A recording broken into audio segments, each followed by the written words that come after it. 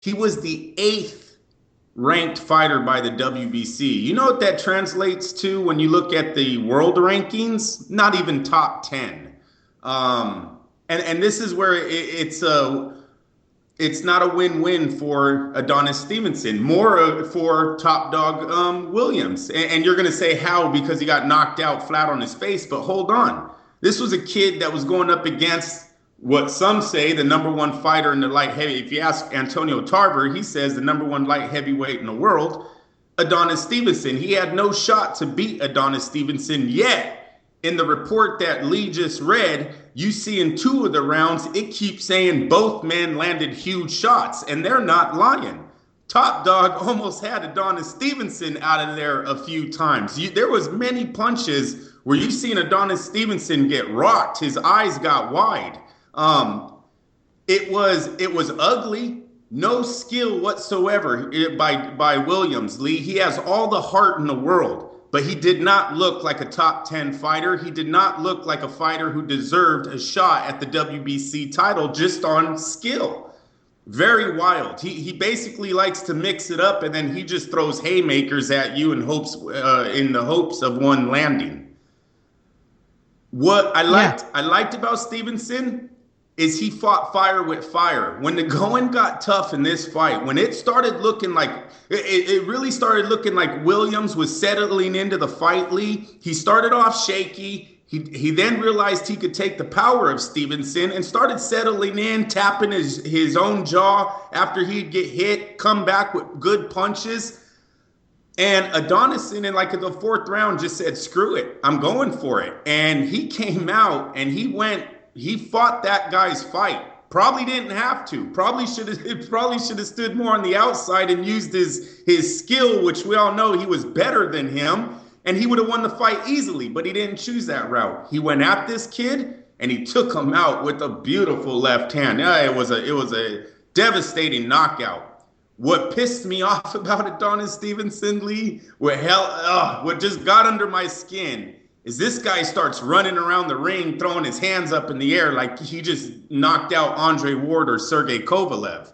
I mean, come on. You just beat a guy who didn't even have a odd in Las Vegas. There wasn't even a line on your fight. Why are you jumping around like you just made history right now? So that was a little bit of a downer to the fight, but overall, it was a very exciting fight for the average fan that just caught it on Spike TV that night. Yeah, what you said. I got nothing. It was a 4-round fight that you make sound way better than it actually was. No, it really was, though. Lee, they threw. Wait, I'm going to explain this, Andrew. He fought a guy that shouldn't even be in the top 20. Yes. Yeah, okay, and it took him 4 rounds, and he had him in the first. Right. No, like I said, it's not a win-win. When he knocked him down the first time in the first round, because it came up, for whatever reason, the PBC is so desperate to get people to watch that literally the first knockdown was being live streamed on Facebook. I saw it.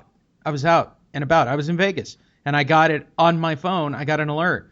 For those of you who don't know, you can actually, I don't want to get into a weird debate, but you can set up your Facebook like a news feed of just stuff you want to know about, which is the way my Facebook is.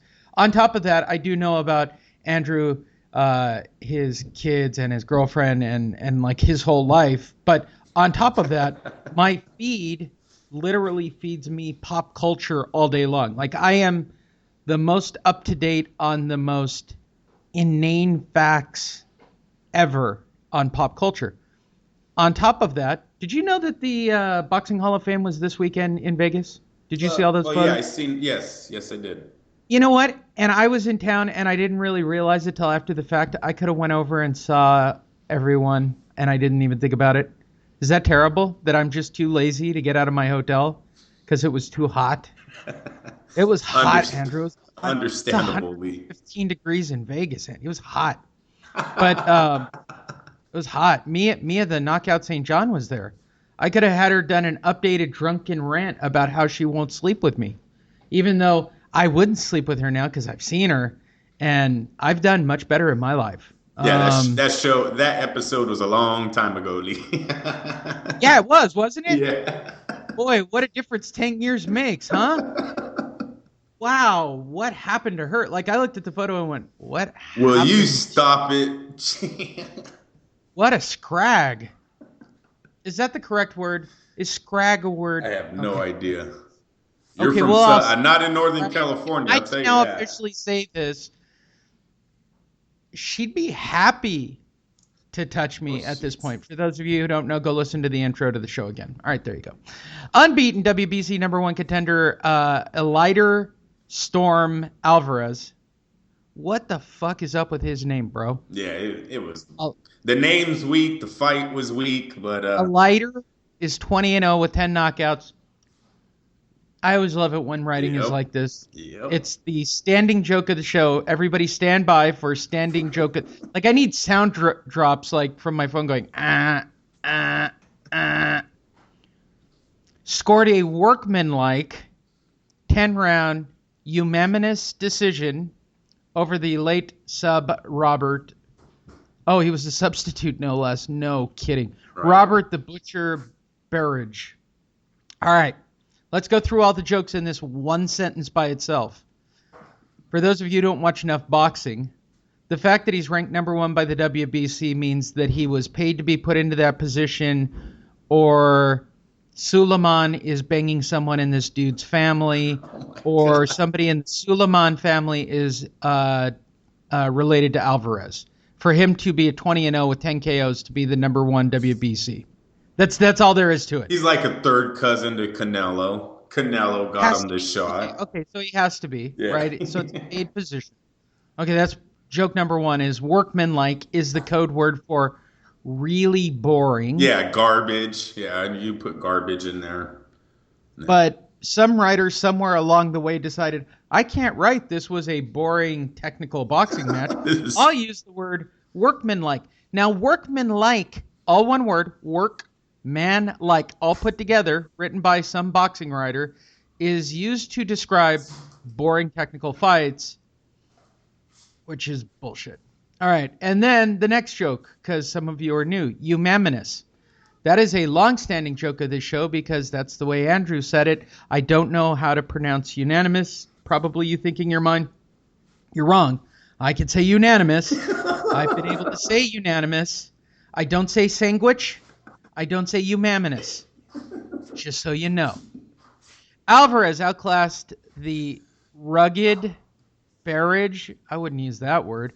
Whose right was busted up at the whose right was busted up at the end in a forgettable fight. Scores were 99, 90, 98, 92.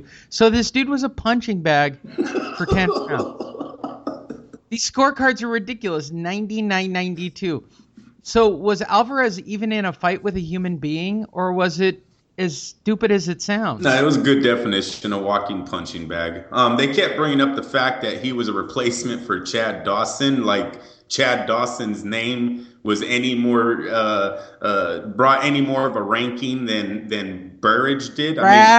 Bad Chad Dawson. Yeah. Well, at least I know about bad Chad Dawson. He hasn't had a big fight, Lee, in what, like 3-4 years? I mean, where were they pulling this guy out of? So no, I just think it was a total setup fight for, once again, Adonis Stevenson to make a title defense against a nobody ranked by the WBC. Another PBC match. It'll probably be here in the near future, and just not it's just not what we thought Adonis Stevenson was going to be 2 years ago. I mean, 2 years ago, this guy is the #1 fighter in the division and looking to have one of the biggest fights in boxing against Sergey Kovalev. Today, 4 title defenses later, he's fought an absolute nobodies, and it could come back to hurt him the day he does have to step into the ring with one of the elite fighters, like it has so many PBC fighters, and possibly like it did in the main event on Saturday night. There you go. You guys all excited? That's the show you're buckled in for if you love the format. Hey, we got nothing but a pile of stories and shitty fighters to talk about, so buckle up, kids. Carl Peter Frampton dethrones Leo Santa Cruz in a classic. Again, I'm not putting over the PBC, bro. I'm not going to do it. Yeah, but this was an awesome fight. I'm not. In a war, former 122 champion Carl the Jackal Frampton 23-0, 14 knockouts. Dethroned WBA featherweight champion Leo El Teramato Santa Cruz. I don't even know what that means. My Spanish is that bad. By majority decision on Saturday night in front of 9,000 at Barclay in Brooklyn. Great two-way action. Santa Cruz problems with his defense. Frampton staggered Santa Cruz with a left hook in round 2 and gave Santa Cruz problems with his defense and movement.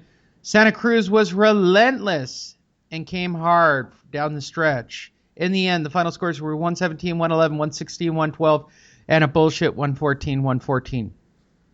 Returning from a 2.5-year layoff. That's the that's the next story. Yeah, you're supposed to put those in separate paragraphs because I'll just keep fuck going. Mikey Garcia. We'll get to him at the end. The real fight last night. So was why who was which?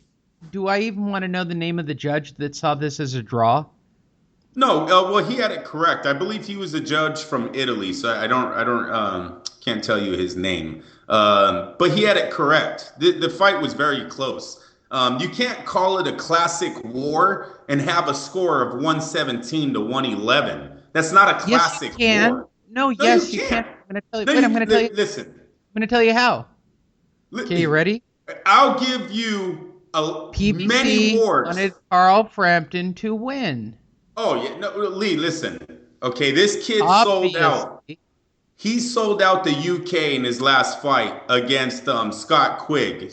That was this night. He comes to New York, his first time in America, and there's 9,000 people there to watch this fight. And Lee, let me tell you, about 7,000 probably of those fans were there to see Carl Frampton.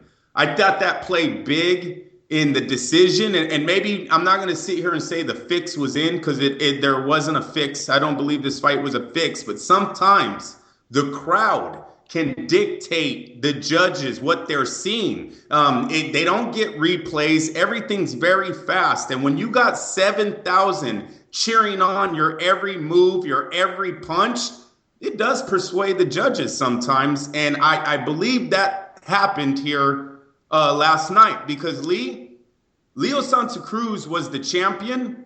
Leo Santa Cruz threw 300 more punches than Frampton. He outlanded Frampton, and Frampton only outlanded Cruz in 3 of the 12 rounds that they fought.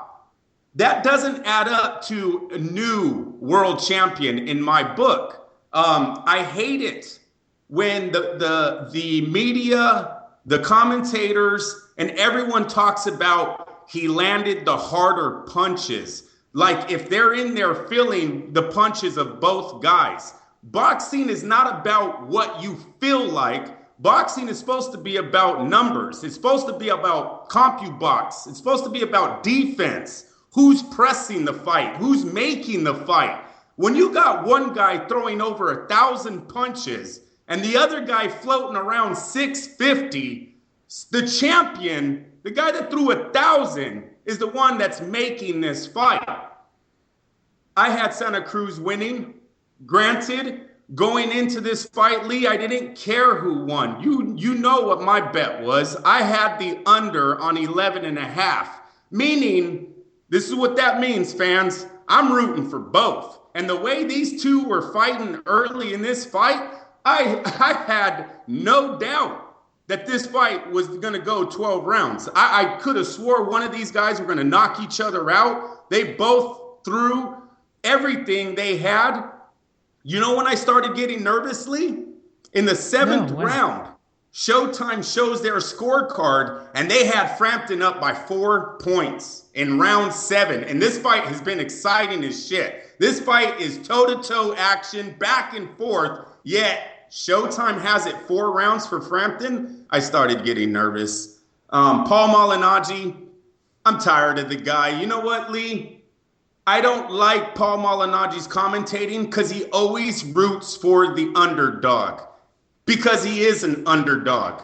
Paul Malignaggi doesn't know what it feels like to be on the winning side of a big fight, nor does he know what it feels like to be on the favorite side of the odds. And I believe it kind of messes with his commentating because he's constantly going for the little guy, going for the guy that's the underdog. And I'm tired of it.